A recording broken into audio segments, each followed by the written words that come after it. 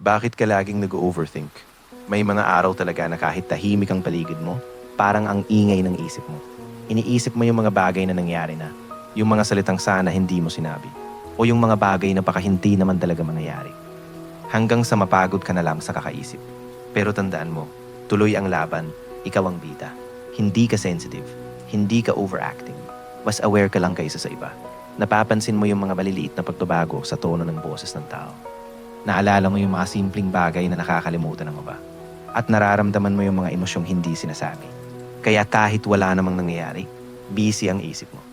Gusto mong intindihin lahat, bawat salita, bawat kilos, bawat katahimikan. Pero hindi lahat kailangan ng meaning. Minsan, pagod lang talaga yung tao. Minsan, tahimik lang talaga. At minsan, wala talagang mas malalim doon. Ang problema, hindi tumitigil ang utak mo sa paghahanap ng sagot. Kaya napapagod ka. Pero tandaan mo, hindi ka hinaan ng mag-isip ng malalim. Nagiging mabigat lang siya kapag hindi ka marunong magpahinga. Hindi mo kailangan ayusin ang sarili mo. Kailangan mo lang bigyan ng pahinga ang isip mo. Hindi ka sira, overwhelmed ka lang.